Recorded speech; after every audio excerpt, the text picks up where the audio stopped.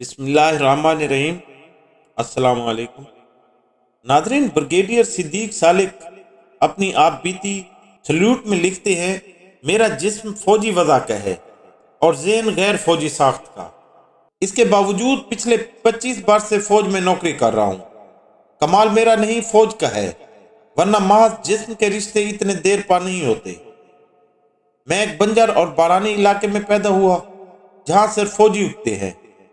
دوسری جنگ عظیم میں جو اگتے تھے توپوں کا چارہ بننے کے لیے دساور کو بھیجے جاتے تھے۔ اب جو پلتے بڑھتے ہیں اپنے ملک کی دفاعی فصیل میں سجائے جاتے ہیں۔ میں نے اسی فوجی ماحول میں آنکھ کھولی۔ میری ابتدائی یادداشتوں میں یہ بات محفوظ ہے کہ ہمارے گاؤں کے اکثر سجیلے جوان تخت برطانیہ کے تحفظ کی خاطر جرمنی اور جاپان کے خلاف لڑنے گئے ہوئے تھے، اور ان کی بھیجی ہوئی ماہوال ہر مہینے باقاعدگی سے ان کے اہل و عیال کو ملتی رہتی تھی۔ ہم طلبہ ایک سماجی فریضے کے طور پر ان سورماؤں کے اپنی ماؤں، بہنوں اور بیویوں کے نام خط پڑھتے اور ان کے جواب لکھتے تھے۔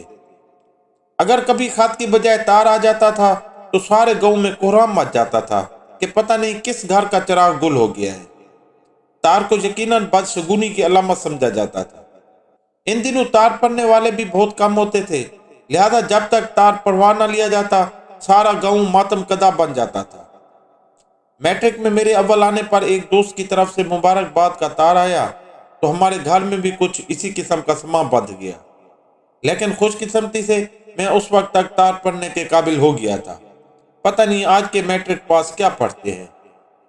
میں جس نیم کاشکارانہ، نیم سپاہیانہ اور نیم خواندہ ماحول میں پیدا ہوا، اس کا تقاضا یہ تھا کہ میں ابتدائی جماعتوں میں کسی مناسب سطح پر فیل ہو کر فوج میں چلا جاتا اور ایک فوجی کوزہ گر کے ہاتھوں ایک روایتی کوزے میں ڈھل کر فوج کے جسم و جان میں تحلیل ہو جاتا۔ لیکن میں نے میٹرک ہی نہیں ایم اے انگریزی کر ڈالا، پھر بین الاقوامی تعلقات میں اعلیٰ تعلیم حاصل کر ڈالی، اور اس طرح میرا ذہن جاگ اٹھا اور جسم سو گیا۔ اتنی فالتو جماعتیں پڑھنے کے بعد میں فوج کے قابل نہ رہا، لیکن گاؤں والوں کی خواہش تھی کہ میں فوج میں صوبیدار ہو جاؤں، کیونکہ پچھلی کئی نسلوں سے ہمارے گاؤں سے کوئی شخص صوبیداری کے عہدے تک نہیں پہنچا تھا۔ ہزاروں لوگ انگریز کی نوکری کے لیے جاتے تھے، وہ یا تو دیار غیر میں داد شجاعت دے کر وہیں کہیں دفن ہو جاتے تھے یا 10-15 روپے ماہوار پینشن پا کر واپس گاؤں آ جاتے تھے۔ ان میں سے چند ایک اچھے کھلاڑی واقع ہوئے تھے، لانس نائک اور حوالدار ہو گئے تھے، لیکن کسی کے کندھے پر پھول نہیں چمکے تھے۔ لہذا سارے گاؤں، خاص کر چاچا احمد خان کی نظریں مجھ پر تھی کہ میں علم کے زور پر ضرور جمعدار یا صوبیدار ہو جاؤں۔ میں جب بھی ایف اے، بی اے یا ایم اے کا امتحان دے کر گاؤں آتا تھا تو چچا احمد خان مجھے یہی مشورہ دیا کرتا تھا کہ پتر بس کر، اتنی جماعتوں سے بھی جمعدار ہو سکتا ہے، بس کر، فالتو جماعتیں نہ پڑھ۔ ہمارے گاؤں میں ایک بابا رمضان ہوتا تھا جس کا محبوب مشغلہ مقدمہ بازی تھا۔ اول تو گاؤں کا کوئی نہ کوئی شخص اس پر کوئی نہ کوئی دعویٰ دائر کر دیتا تھا، اور اگر کسی کو ایسی توفیق نہ ہوتی تو وہ خود کسی پر مقدمہ چلوا دیتا تھا۔ اس کے مقدمے بہت چھوٹے چھوٹے ہوتے تھے، مثلا فلاں شخص نے میری زمین زبردستی کاشت کر لی ہے، یا فلاں شخص نے میرا بیل چوری کر لیا ہے، یا فلاں شخص نے میرے کھیت سے درخت کاٹ لیا ہے، وغیرہ۔ مقدمے کی نوعیت کتنی ہی خفیف صحیح، لیکن وہ بڑی شدت سے اس کی پیروی کرتے تھے، اور گاؤں میں مشہور تھا کہ وہ کسی کو قید کروانے یا چھڑانے کے جملہ اسرار و رموز پر پوری گرفت رکھتے ہیں۔ انہی مارکوں میں ان کا واسطہ اکثر و بیشتر تھانے کچہری کے اہلکاروں سے پڑتا رہتا تھا، لہذا بابا رمضان کی دلی خواہش تھی کہ میں کسی طرح تھانے دار یا تحصیلدار بن جاؤں اور اپنے تھانے یا تحصیل کھاریاں میں لگ جاؤں۔ ایک دن میں نے بابا رمضان سے پوچھا کہ میرے تھانے دار یا تحصیلدار بننے سے اسے کیا فائدہ ہوگا؟ اس نے کہا، میرا بھتیجا اتنا بڑا افسر ہو جائے تو میں گاؤں میں اپنے سارے مخالفوں کو ہتھکڑیاں لگوا دوں، مزہ آ جائے گا۔ میں صوبیدار بن سکا، نہ تھانے دار اور نہ تحصیلدار، بلکہ لیکچرار لگ گیا، اور وہ بھی فیصل آباد لیل پور میں۔ میں ایک مرتبہ گاؤں آیا تو عصر کی نماز کے بعد بابا رمضان مجھے مسجد کی سیڑھیوں کے پاس مل گیا۔ اس نے جھک کر اپنی تنگ جوتی کی ایری میں انگلی ڈال کر اسے پہنا اور سیدھا ہو کر مجھے کہنے لگا، پتر کچھ روزگار کا بندوبست ہو گیا ہے یا ابھی تک منڈے ہی پڑھا رہے ہو؟ آج کیا ابھی تک منڈے ہی پڑھا رہا ہوں۔ کہنے لگا، اس کام کے لیے اتنی دور جانے کی کیا ضرورت تھی، ساتھ ہی تو پرائمری سکول ہے، یہ شوق یہیں پورا کر لیتے۔ اس کے بعد میں نے گاؤں جانا کم کر دیا۔ ان دنوں میں اپنے ایک استاد پروفیسر حمید احمد خان کے زیر اثر تھا، جو کہا کرتے تھے کہ افسری کے پیچھے دوڑنا اعلیٰ انسانوں کا شیوا نہیں، بقول ان کے صرف بھوکے کتے سر جھکائے، دم دبائے، ہڈیوں کی تلاش میں گلیوں کا کوڑا کرکٹ سونگھتے پھرتے ہیں۔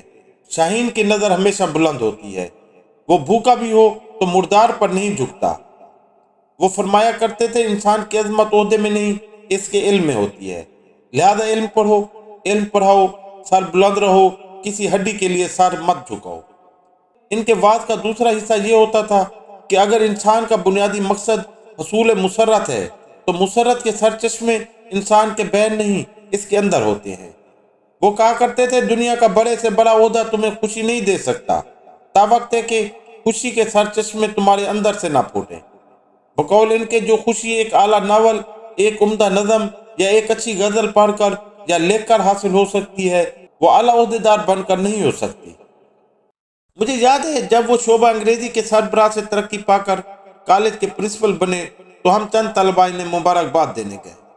انہوں نے اشک بار آنکھوں سے ہمیں ڈانٹتے ہوئے کہا، مبارک کس بات کی؟ کیا تمہیں اس بات کا احساس نہیں کہ 200 روپے کے عوض میرے ہاتھ میں لٹھ تھما دیا گیا ہے کہ کالج کی تھانے داری کروں؟ اس کے عوض تمہیں کچھ خبر ہے مجھ سے کیا لے لیا گیا ہے؟ مجھے کتابوں سے دور کر دیا گیا ہے۔ اب میں سکون سے اپنی کرسی پر بیٹھ کر یا اپنے بستر میں لیٹ کر اپنی مرضی کا ناول، نظم یا غزل نہیں پڑھ سکتا۔ میری خوشی کے سرچشمے مجھ سے چھین لیے گئے ہیں، مجھے محروم نشاط کر دیا گیا ہے، اور تم ہو کہ مجھے مبارکباد دینے آئے ہو۔ کس بات کی مبارکباد؟ ہم اپنا سا منہ اور بگانی جھاڑ لے کر واپس آ گئے۔ میں نے ان کی نصیحت پلے باندھی اور درس و تدریس کو اپنا اوڑھنا بچھونا بنا لیا۔ ہمارے ساتھی سول سروس اور فارن سروس، حتیٰ کہ پولیس سروس اور کسٹم سروس کے چکر میں پڑ گئے۔ میں اپنے استاد کی دی ہوئی لاٹھی کے سہارے پہاڑوں پر چڑھ گیا، یعنی گورنمنٹ کالج مانسہرہ ضلع ہزارہ میں انگریزی کا لیکچرار ہو گیا۔ لکھنے پڑھنے کو اپنا شعار بنایا اور خوشی کے سرچشمے اپنے اندر تلاش کرنے لگا۔ اس کے باوجود گاؤں سے میں اپنا رشتہ نہ توڑ سکا۔ جاتا ضرور تھا لیکن چاچا احمد خان اور بابا رمضان سے بچ کر رہتا تھا کہ کہیں سامنا ہو گیا تو کیا جواب دوں گا۔ ایک دفعہ پھر مسجد سے نکلتے ہوئے ناچار بابا رمضان سے مٹبیر ہو گئی، قبل اس کے کہ وہ مجھ سے کوئی سوال پوچھتے۔ میں نے انہیں کہا، بابا اب میری نوکری پکی ہو گئی ہے، پہلے میں اسلامیہ کالج لیل پور میں تھا، اب گورنمنٹ کالج مانسہرہ میں چلا گیا ہوں۔ اس نے بڑی سادگی سے کہا، پتر افسری کتنی دور ہے؟ عرض کیا، میں افسر بن گیا ہوں۔ لیکچرر گسٹڈ افسر کلاس 2 ہوتا ہے۔ اس کی سمجھ کچھ نہ آیا۔ اس نے کہا، پتر تھانے دار یا تحصیلدار نہیں بن سکتا تو پٹواری یا گرداور ہی بن جا، ان کی بھی بڑی پاور ہوتی ہے۔ میں نے جان چھڑانے کے لیے کہہ دیا، اچھا بابا کوشش کروں گا۔ اس نے جاتے جاتے کہا، میری بات یاد رکھنا، تمہارے گرداور بننے سے گاؤں کی بھی ٹور بن جائے گی۔ میں نے واپس مانسہرہ آ کر پروفیسر حمید احمد خان کی پلے باندھی ہوئی نصیحت کو کھولا، اسے اثر نو پرکھا، چچا احمد خان اور بابا رمضان کی نصیحتوں سے اس کا موازنہ کیا اور اس نتیجے پر پہنچا کہ سادہ لو دیہاتی مجھے کرگس بنانے کے در پہ ہیں، جبکہ میرا پسندیدہ پروفیسر مجھے شاہین دیکھنا چاہتا ہے، علم کا شاہین۔ چنانچہ میں نے پروفیسر حمید احمد خان کی بات کو فوقیت دی اور اپنی زندگی علم و ادب کے لیے وقف کرنے کے فیصلے پر ڈٹا رہا۔ اس فیصلے کے تحت میں نے پی ایچ ڈی کرنے کا ارادہ کیا، ذاتی لائبریری کے لیے ہر مہینے چند کتابیں خریدنے کا بجٹ بنایا، اپنے اوقات کار کو یوں تقسیم کیا روزانہ کم از کم 4-5 گھنٹے ذاتی مطالعے کے لیے مل جائے۔ اسی دن میں میں نے یہ فیصلہ بھی کر لیا کہ کبھی شادی نہیں کروں گا، کیونکہ اگر مسرتوں کا سرچشمہ کتابیں ہیں تو بیوی بچوں کا جھنجھٹ پالنے کی کیا ضرورت ہے؟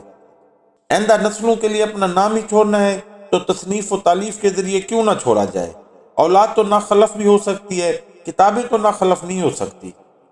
چنانچہ میں نے مانسہرہ شہر کے مغربی کنارے پر لوبار بھانڈے میں ایک اونچا سا مکان کرائے پر لے لیا اور اس میں شاہین کی طرح زندگی گزارنے لگا۔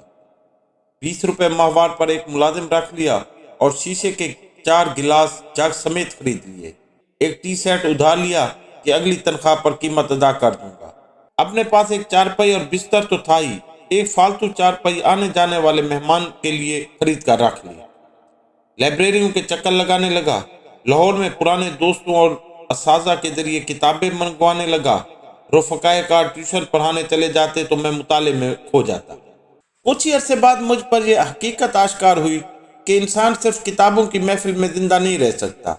یہ ایک سماجی جانور ہے جسے اپنے جبلی تقاضے پورے کرنے کے لیے اپنے ہم جنسوں کے ساتھ تعلق برقرار رکھنا پڑتا ہے. چنانچہ میں نے شام کو مقامی کلب میں ٹینس کھیلنا شروع کر دیا. انہی دنوں اتفاق سے میرا ایک کلاس فیلو CSP ہو کر مانسہرہ کا اسسٹنٹ کمشنر ہو گیا. وہ بلحاظ عہدہ کلب کا پریزیڈنٹ بن گیا. میں خوش کہ ہمارا ہم جماعت صدر بن گیا ہے. ان کے ساتھ مقامی جینٹری میں ڈاکٹر، جج، وکیل اور مجسٹریٹ سے بھی تعارف ہوا. چند دن تو تکلف میں ٹھیک ٹھاک گزرے، لیکن جلدی مجھے احساس دلایا گیا کہ وہ تو معاشرے میں سرکردہ حیثیت رکھتے ہیں. لیکچرار تو اسکول ماسٹر ہے جس کی اپنی کلاس میں وقت ہو تو ہو، بہر اس کی کوئی قدر نہیں. انسان موچی، درزی، حجام کا تو شکر گزار ہو سکتا ہے کہ وہ اس کے جوتے، کپڑے یا چھر کو خوش شکل بنائے، لیکن استاد جو انسانی کرداروں کو تشکیل دیتا ہے کسی احترام کا مستحق نہیں. مجھے 4 سال کے عرصے میں اتنے کچوکے لگے کہ میرے ذہن میں پروفیسر حمید احمد خان کا تیار کردہ شیش محل ڈاواں ڈول ہونے لگا. میں نے ایک ایسے جزیرے کی تلاش شروع کر دی جہاں میں اپنے استاد مکرم کی ہدایت کے مطابق زندگی بسر کر سکوں. میں نے اسی جزیرے کی تلاش میں شعبہ تعلیم کو خیر بات کہہ کر پیشہ صحافت اپنایا. وہاں صورتحال کو دگرگوں پایا تو وزارت اطلاعات و نشریات کی غلام گردشوں میں چلا گیا. وہاں بیوروکریسی کے ہتھ کنڈے دیکھے تو مزید آزردہ ہوا.